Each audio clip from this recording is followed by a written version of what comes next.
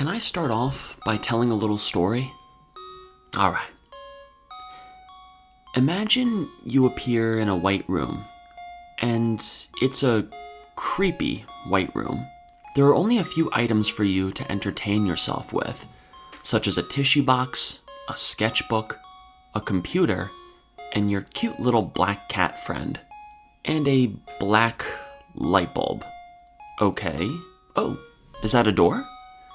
I guess I'll walk right through, and wow!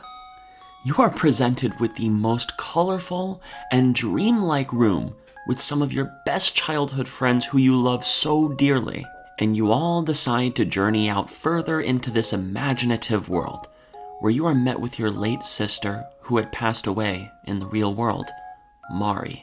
Now, I know that this is a dream, but it just feels like a perfect child's dream.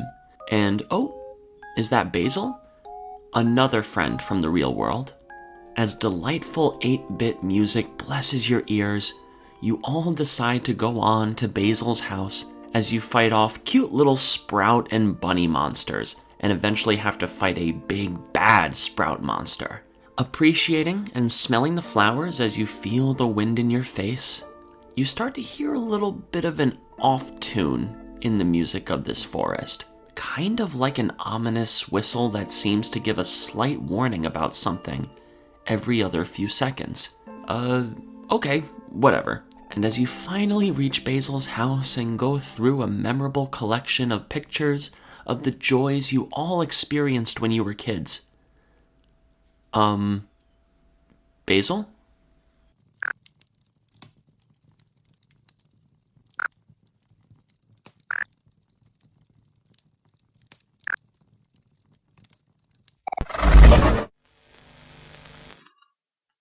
One more day, the sun reaches your bed.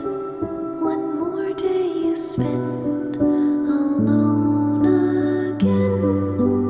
Morning starts without me, and I only linger in your dreams. I can hear your thoughts, you are drowning, and you'd rather stay asleep with me.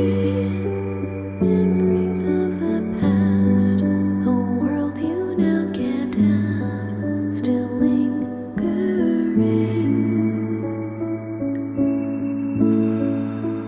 There's so much I wish I could have changed. Maybe then with you I could have stayed. Though the pain remains, and though it may be hard, you'll carry on. This is more or less the intro of a game that has impacted my life so deeply upon playing it recently, and the name of this perfect game is Omori. Without getting into too many spoilers yet, Omori tells the story of a young boy named Sunny, who lives in both the real world of Faraway Town while he is awake, and his imagined world, called Headspace, while he's asleep. And in this imaginative world, he goes on a journey with his 3 best friends and late sister, Mari, in order to find their friend Basil, who mysteriously disappears after a haunting and eerie occurrence at Basil's house in the world of Headspace. The reason I'm making this video and why this game relates to me so much is because I've always been somewhat of an escapist and imaginative person. I love to immerse myself in my imagination, and these are all brought about by certain things and experiences that I have in the real world. Kind of like Sunny in a sense, and I love my imagination. It's quite literally the basis on which I'm able to make these video essays and involve myself so passionately in video games, anime, and fictional worlds. But I do feel as though I use it as a bit of a crutch or escape from my real-world problems and inner dark thoughts at times. And Sunny does exactly this too, in creating a whole expansive, imaginative world such as Headspace. And this is the perfect dream world. While Basil's disappearance and the existence of white space adds an unsettling element to Omori's situation, the game does such a great job at grabbing you back into the lighthearted and childlike journey to find Basil again. Similar to an innocent journey any group of children in a fantasy book would embark upon. You get to meet the heartbroken and narcissistic Captain Spaceboy in the other world as you try to bring him back to his senses after being bedridden from his devastating breakup with the bubbly yet stuck-up Duchess of Headspace, Sweetheart. I love how this is just one of the parts of the game that serves as a distraction from the gang finding Basil, and it ropes you in as the player as well. And look, I came into this game completely blind. I had no idea that it was turn-based combat and that the combat would be so much fun and satisfying amongst the likes of similar combat styles in Octopath Traveler and even Pokemon to a degree. Using emotions as a typing system is so clever and works so well within the narrative. And the emotions in this game also serve as a hint of, once again, that feeling that something is off. The extremes you can get to each emotion, such as manic for happiness, miserable for sadness, and furious for anger, hint at the lack of emotional control that Sunny, or Omori, is experiencing as the result of something. And I mentioned it earlier, but the way some of the music plays out too also hints at this ominous feeling. The victory music that plays when you win a battle is happy, but I feel like the key they use indicates a kind of uncanny tone. A kind of tone of, yeah, everything is great, but is it? Similar to the mysterious whistle that happens in the forest at the beginning of the game, giving you comfort, but also a sinister vibe at the same time. We're gonna come back to Headspace, trust me, but I just want to quickly talk about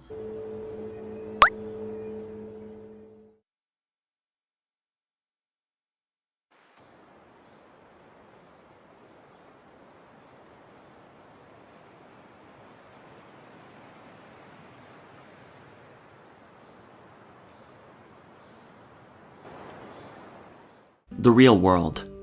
Now, I'll be honest, I actually had a theory at one point in my playthrough that Sunny was stuck in some kind of purgatory or afterlife situation when he woke up from sleep. I don't know, something about the name of Faraway Town just seemed a little suspicious to me, but I think I was just trying frantically in my head to figure out the mystery of what the hell is going on with Sunny. And when we enter the real world, we are met with some haunting scenery when going up or down the stairs in your house alone, and even in the mirror when you look at it in the bathroom. But when you finally meet up with Kel again, everything just feels okay. You do some cozy little around the town activities, and this town kind of gives me the vibe of like some kind of 90s movie town where you've got the townies and the arcade and the vintage DVD store. Faraway Town has such a liminal space-ass vibe to it that made me feel so nostalgic, even more nostalgic than Headspace at times. The layout of the streets and map of the town kind of reminded me of those little town carpets that you would sit on the floor of your kindergarten class with, in terms of the trees and the school bus and just... I'm probably just showing a picture of it now to get to the point, but then when you meet Aubrey again in the real world, I don't know why this fight made me feel uneasy. The grungy and chaotic guitar mixed with the shading and coloring of her new design gave off a very violent and hostile vibe. I just loved the child's color book design that they went for with the designs of the characters and enemies. It's the perfect execution of how Sunny sees the world. Kind of like a fictional child's book with crayon-colored characters that have a bit of a messy feel to them, like you're coloring outside the lines. And then you meet Basil again, and he seems alright, but why do I feel this tension though? I guess we'll go to his house for dinner. That should be nice. Oh, he's not feeling well. I guess I should go check on him to make sure he's alright.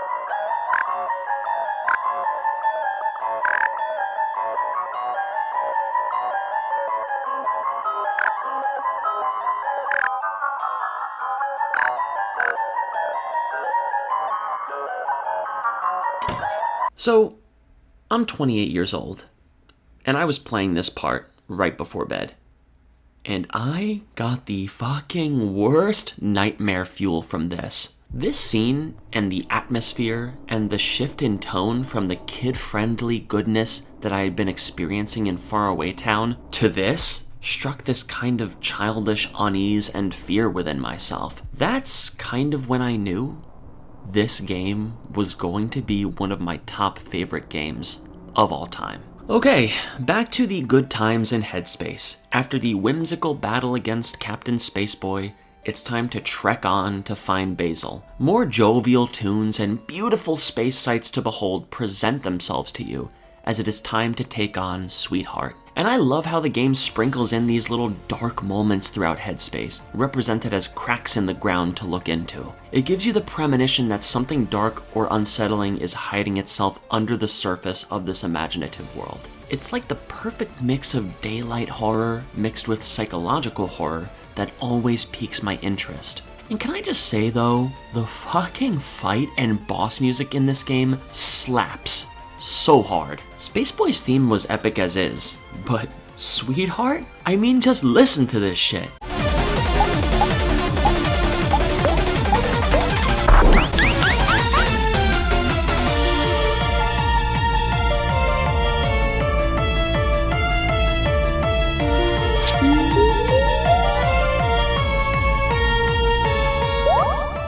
Phew.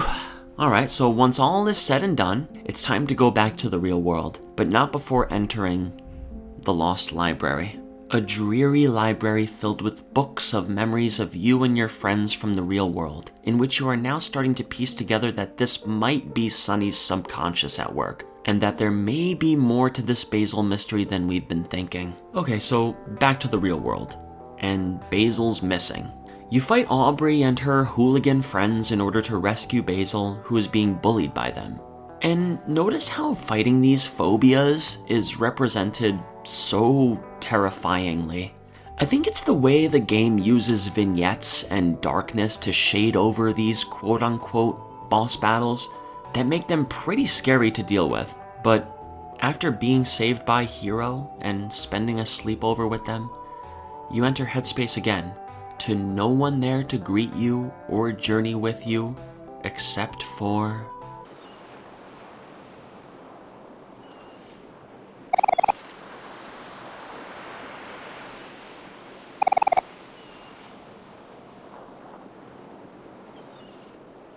So, we need to talk about Mari. Mari has been the comforting and warm presence throughout this game so far, and it's even represented by the fact that her and her picnic setup are the save points in the game, indicating a kind of safe haven that you can retreat to and log your progress after a tough bout of battles. Mari is just the purest form of human that there is. She never wants anything in return, and even I as the player always felt such a warmth and compassion from her whenever she told me that all healing yourself would cost is her love. With this in mind, you enter Headspace to no one there. No friends, no music, no nothing. Except for Mari. She greets you at the lake and encourages you not to fear the water as you swim and swim. And so, you journey with Mari through the fog of North Lake, and having her here is so comforting in the loneliness and quietness of the empty Headspace. And you're also asking yourself at this time, why everyone disappeared out of nowhere and there's only you two. As you follow the shadow of Basil, you drop Mari off at a bright window curtain in which she tells you that this is her stop, and she asks if you're forgetting something important and that she hopes that you're still there, Sunny. I'm gonna get emotional because when I tap into this part of the game, it really is extraordinary to me how a game could have such rich storytelling and character depth, especially knowing what the truth of all of this is later on. You then go down the deep well, and it's kind of a symbol of diving deeper and deeper into Headspace, as what was once an imaginative and bright world is now appearing as a deep and dark delusion of sorts. You travel to an undersea casino called The Last Resort, and the title is so on point and on the nose in indicating that this is going to be Sunny's last imaginative resort in escaping or avoiding something. And you meet up with all your friends again, and they are essentially slave workers at this casino under the greedy and manipulative Mr. Jawsome. As you beat him and his goons, you get to face off against your good old friend Pluto, who turns into this expansive, godlike figure. This was my favorite boss battle in the entire game because it really does mark the full capacity of Sunny's imagination in creating an epic, god-level threat in Pluto just based off of pure imagination alone. And maybe this is just a theory of mine, but I feel as though this was the last boss, and Sunny knew that this was the last boss, that he could create in his mind before finally starting to accept the truth. The truth of white space being the blank spot of his imagination that he will always spawn back to. The truth about Headspace being a make-believe world to escape to. And this coming to terms and dive into straight hallucination and delusion is represented by the final stretch in the deep well, involving the slime girls and Humphrey. You can see and feel how Omori, or Sunny, is losing the plot of his own imagined world. It's the equivalent of the phrase, jumping the shark. It comes from a TV show called Happy Days back in the 70s, where the show had been pretty grounded and normal until a character named Fonzie jumps over a shark with water skis, indicating a kind of spiraling into insanity of the show after this incident. And that's exactly what's happening here with Omori. He has no semblance of a plot anymore with Headspace, and can't keep a single thought on track. And in the Humphrey boss, this is shown as you sink deeper and deeper into Humphrey's bowels as it gets darker, and Humphrey begins to look more menacing than he did in his previous form. And after all of this, we enter the final acts, involving a place in the mind called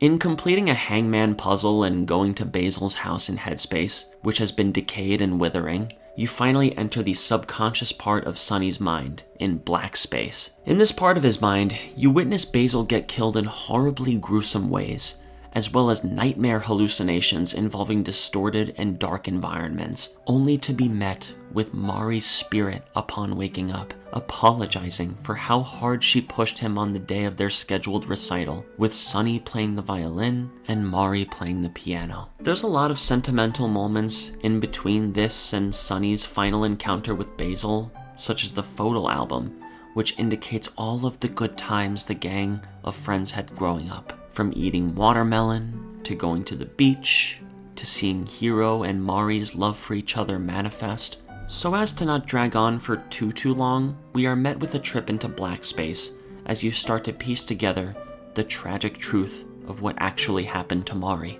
Mari did not commit suicide as originally thought, but she was pushed down the stairs by Sunny as a result of the frustration he had when she was harping on him for his mistakes during their recital practice. And Basil, in a panic, decided to have it framed that she had hung herself in order to hide the truth from everybody. This just totally sent me into a dark place when I was experiencing this part of the game. I mean, to have this kind of dark truth hidden under the giddiness of the game's imaginative endeavors was so hard to accept, and I just can't believe how OMOCAT pulled this off. And it's only topped off with the final encounter with Basil, a boss battle where you both are forced to confront this painful truth, and Basil expresses how angry he is at you for attempting to leave him again and again with the guilt and dread of what they both did. After both of you drop unconscious as a result of the fight, you enter Headspace one last time for a trip down memory lane as you experience the memories you've had with Mari,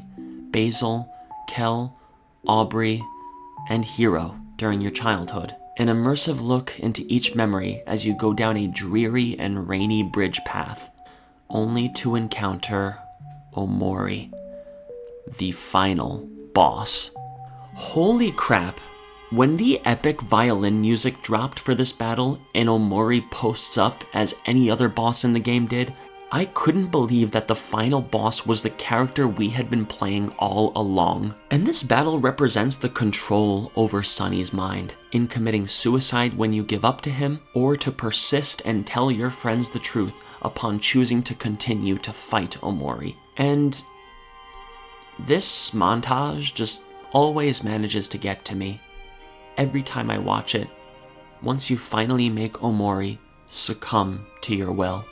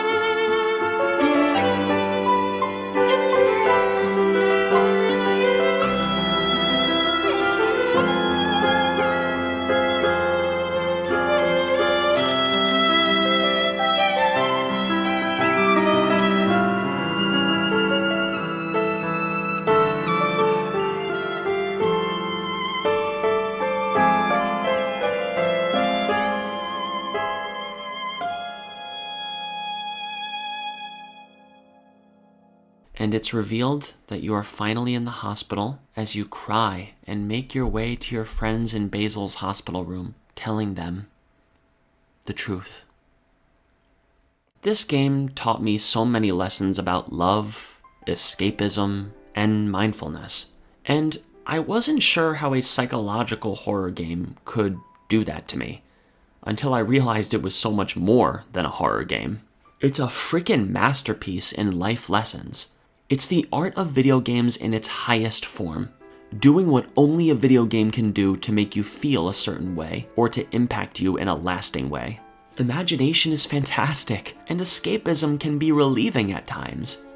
But I think we all need to realize that with our imagination also comes a responsibility to love fully in the real world. Love the real world. Confront your darkness head on and rebuild connections with those you love in the present moment. And just like how Sunny couldn't avoid his painful truth, he knew deep down that Mari would have wanted him to forgive himself and tackle his demons once and for all. After all, it wasn't going to be solved by taking on the different quote-unquote antagonists in Headspace, such as Sweetheart, or Captain Spaceboy, or even Mr. Jawsome. It was going to be done by confronting Omori, the ruler of Headspace, who had been keeping a stranglehold on the truth of Mari's death and the guilt associated with it. I love my imagination, but this game really did teach me to be careful with it, especially as someone who has been trying to come back to a sense of nostalgia about my childhood as I've entered deeper and deeper into adulthood. And it's made such an impact on me that sometimes I find myself asking, what would Mari do? Whenever I'm confronted with something in life where I want to act out of anger or hatred.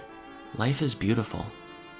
Your friends and family are counting on you and love you. Don't imagine or sleep all of it away. And please, stay here.